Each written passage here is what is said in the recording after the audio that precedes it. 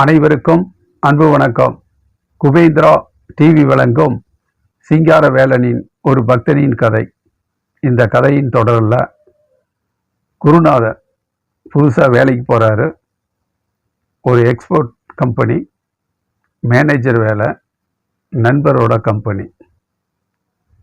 இது நாள் வரைக்கும் ஒரு போகாத பாதையில் போய் சேராத சேர்க்கையில் அப்பா அம்மானுடைய வருத்தத்துக்குள்ளாகி தங்கச்சியினுடைய ஒரு தன்முனைப்பு முயற்சியால் மனம் திருந்தி இப்போ வீட்டுக்கு அடங்கின பையனா வேலைக்கு போயிட்டு வர்றது அம்மா அப்பாவுக்கு ரொம்ப சந்தோஷம். சென்னையில் இருக்கக்கூடிய வள்ளி தன்னுடைய அண்ணனுடைய நிலைப்பாடு கண்டு ரொம்பவும் மகிழ்ச்சியாக இருக்கா. இப்போ எக்ஸ்போர்ட் கம்பெனியில் நிறைய பேர் ஆண்கள் பெண்கள்லாம் வேலை செய்கிறாங்க. அவங்களையெல்லாம் வழி நடத்தக்கூடிய ஒரு பதவி மேனேஜர்.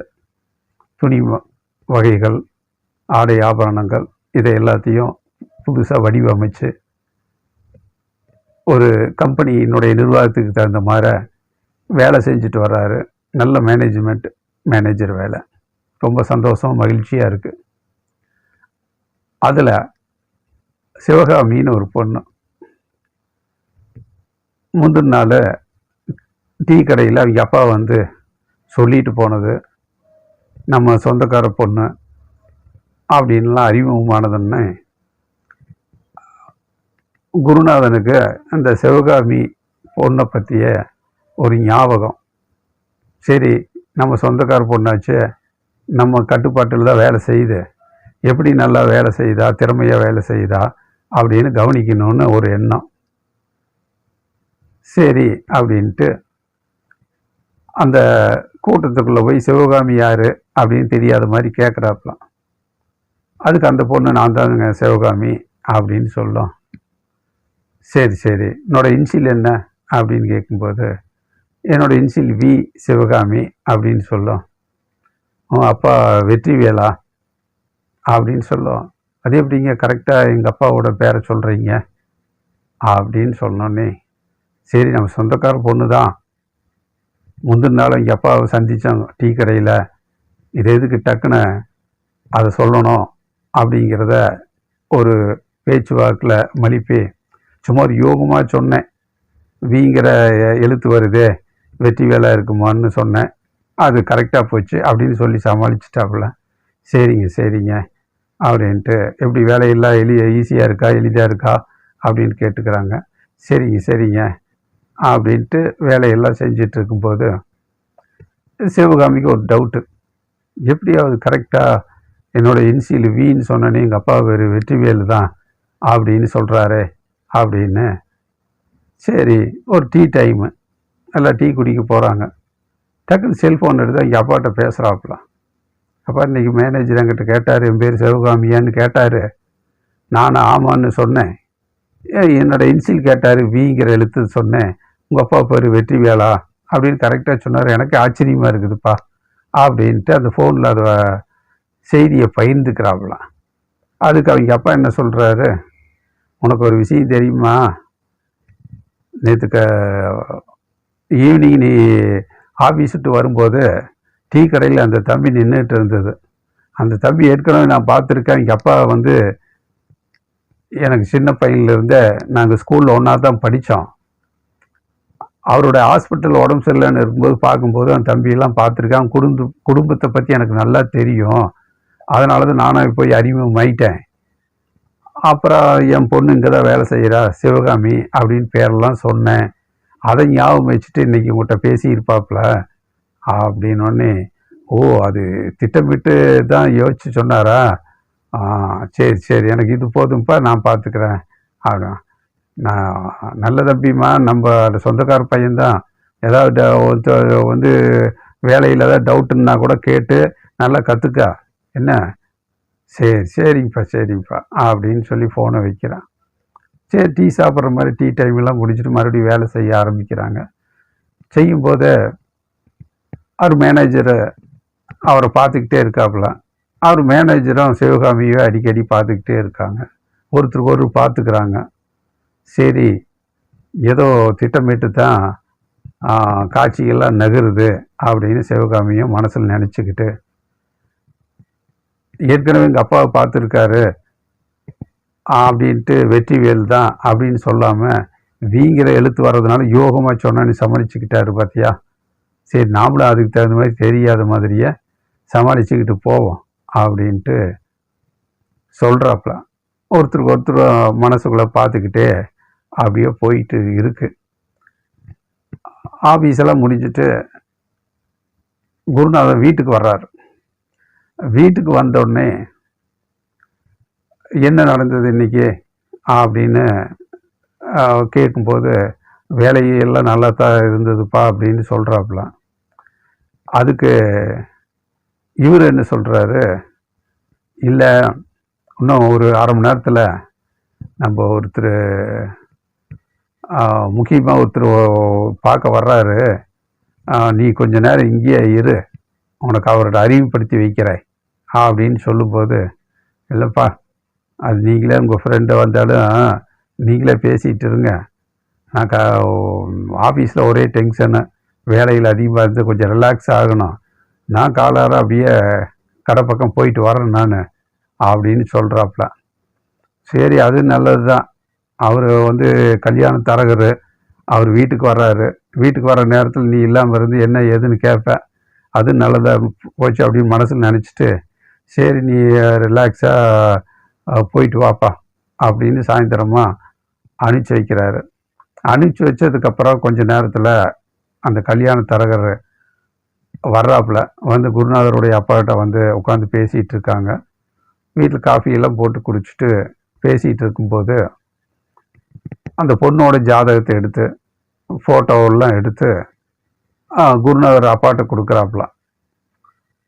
சரி, நான் இந்த பொண்ணு ஜாதகத்தை எல்லாம் நாங்களே பார்த்துட்டோம், உங்கள் பையன் ஜாதகம் குருநாதன் ஜாதகம் தான் என்கிட்ட இருக்குது, திருமண பொருத்தம் ரொம்ப பிரமாதமாக இருக்குது, ஜாதகத்தில் செவ்வாய் தோசை 2 பேர்த்துக்குமே இல்லை, ராகு கேது தோஷம் இல்லை, அதே நேரத்தில் பொண்ணு வீட்டையும் நான் பேசிட்டோம் அப்படின்னு தரகர் சொல்கிறார்.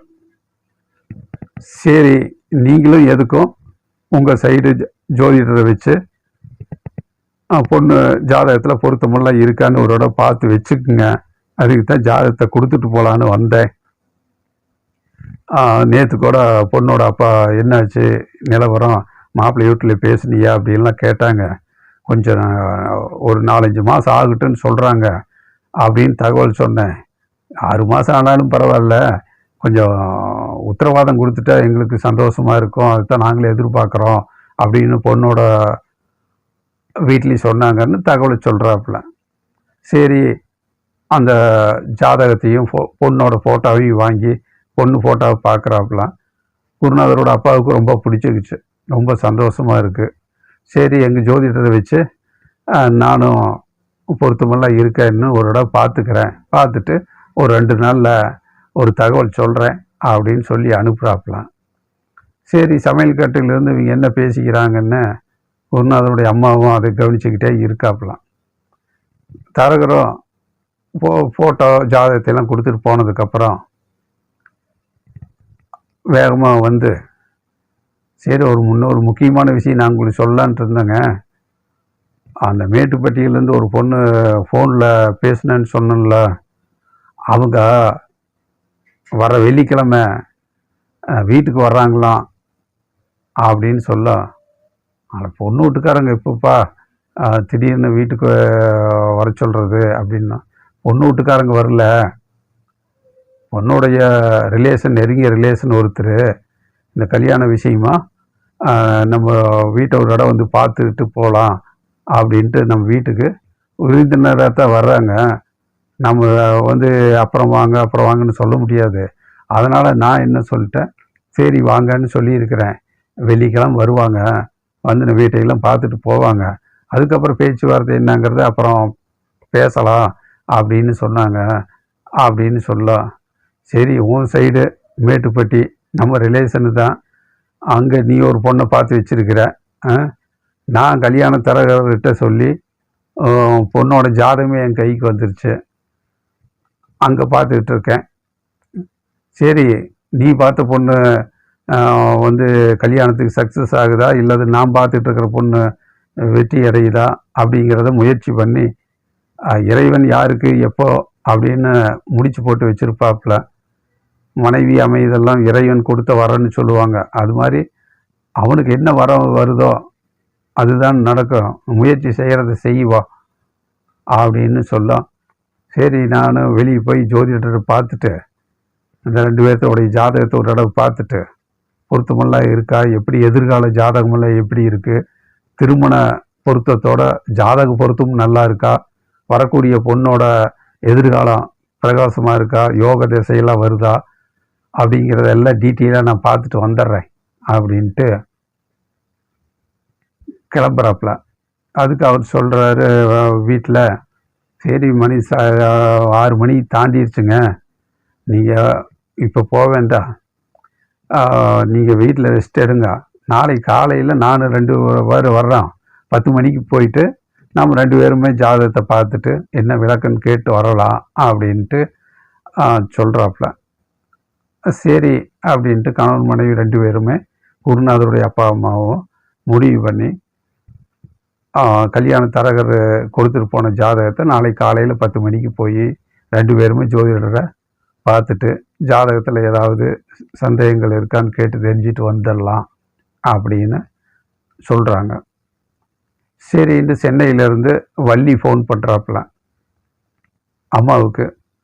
அம்மா, ஒரு முக்கியமான விஷயம், அதுக்காகத்தான் கால் பண்ணேன். நான் சென்னையில் நம்ம கடையில் வச்சு கொடுத்தாரு ஜோதிடரை, அவரை மீட் பண்ணோம். அவர் திருமண தகவல் மையமெல்லாம் வச்சுருக்காரு. உங்கள் அண்ணன் ஜாதகம் இருந்தால் கூட நானும் பொண்ணோட ஜாதகமெல்லாம் இருக்குது, உங்கள் சொந்தத்துலேயே உங்கள் குடும்பத்துக்கு ஏற்ற மாதிரி ஜாதகத்தை பார்த்து வைக்கிறேன்னு சொன்னார். அதனால் திருமண தகவல் மையத்தில் அண்ணன் ஜாதகத்தை கொடுத்து 1000 ரூபா முன்பதிவு கட்டி வச்சுட்டேன். ஒரு 2 மாதத்தில் அற்புதமான பொண்ணாக பார்த்து வைக்கிறேன்னு சொல்லியிருக்காரு. அந்த பொறுப்பை நம்ம சென்னையில் இருக்கக்கூடிய ஜோதிடர்கிட்ட நான் ஒப்படைச்சிருக்கேன். அதனால் ஜாதகம் நிறையா வந்தால் கூட நாங்கள் அதை பார்த்து வாட்ஸ்அப்பில் அனுப்பிச்சி வைக்கிறோம். நீங்களும் பொருத்தமெல்லாம் பார்த்து அண்ணனுக்கு ஒரு நல்ல பொண்ணாக பார்த்து தேர்ந்தெடுக்கணும், நானும் முயற்சி பண்ணுறேன் அப்படின்னு சொல்லும்போது, குருநாதருடைய அப்பா அம்மா 2 பேரும் கணவன் மனைவியும் ஏற்கனவே இங்கே ஜாதகம் மேலே ஜாதகம், பொண்ணு ஜாதகம் வந்துட்டு இருக்குது எல்லா திசையிலிருந்தும், நீ போத குறைக்கு நீயும் சென்னையிலேருந்து அண்ணனுக்கு பொண்ணு பார்க்க ஆரம்பிச்சிட்டியா, சரி முயற்சி பண்ணுவோம், நடக்கணும்னு இருந்தால் எந்த பொண்ணு அவனை கல்யாணம் பண்ணணும்னு விதி இருந்தால் அது தன்னை போல் நடக்கும், சரி சந்தோஷமா அப்படின்னு பேசி முடிக்கிறாங்க. நன்றி நேயர்களே. இந்த கதையினுடைய தொடர் அடுத்த நிகழ்வில் சந்திப்போம். குருநாதரனுடைய எதிர்காலம் எப்படி இருக்கிறது, ஜோதிட ரீதியாக நல்ல யோக பலனோடு வாழ்க்கையில் முன்னேறுகிறாரா என்பதை பற்றியும் பார்ப்போம். சிங்காரவேலனின் ஒரு பக்தனின் கதை இது. ஜோதிடம் சார்ந்த, பக்தி சார்ந்த கதை. தொடர்ந்து பாருங்கள். உங்கள் அன்பையும் ஆதரவையும் தாருங்கள். லைக் பண்ணுங்கள், ஷேர் பண்ணுங்கள், சப்ஸ்கிரைப் பண்ணுங்கள். நன்றி, வணக்கம்.